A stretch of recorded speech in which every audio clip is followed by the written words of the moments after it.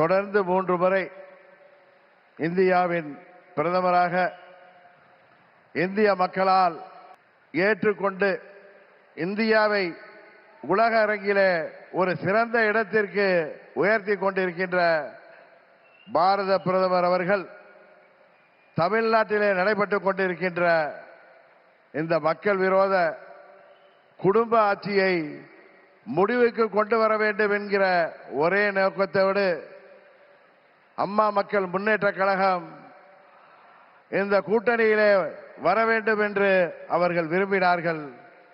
இன்றைக்கு நாங்கள் முழுமனதோடு தமிழ்நாட்டிலே தேசிய ஜனநாயக கூட்டணியை தலைமையேற்றிருக்கின்ற மதிப்பிற்குரிய திரு எடப்பாடி கே பழனிசாமி அண்ணன் அவர்களை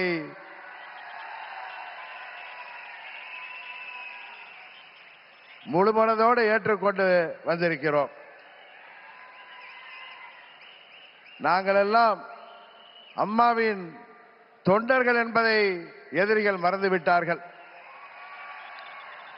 புரட்சி தலைவர் வழிவந்தவர்கள், இதே தெய்வம் அம்மாவின் தொண்டர்கள் நாங்கள். எங்களுக்குள் சண்டை சச்சரவுகள் இருந்தது உண்மைதான்.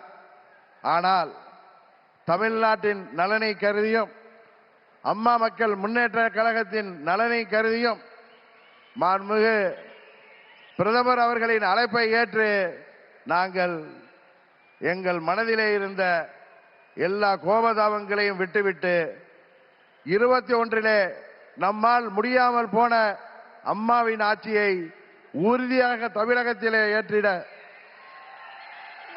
உருவாக்கிட எந்த ஒரு மனமாச்சரியமும் இன்றி, எந்த ஒரு தயக்கமும் இன்றி, எந்த ஒரு குழப்பமும் இன்றி, சில பேர் சொல்கிற போல எந்த ஒரு அழுத்தமும் இன்றி அம்மா மக்கள் முன்னேற்ற கழகம் இந்த கூட்டணியிலே எங்களை இணைத்துக் கொண்டிருக்கின்றோம்.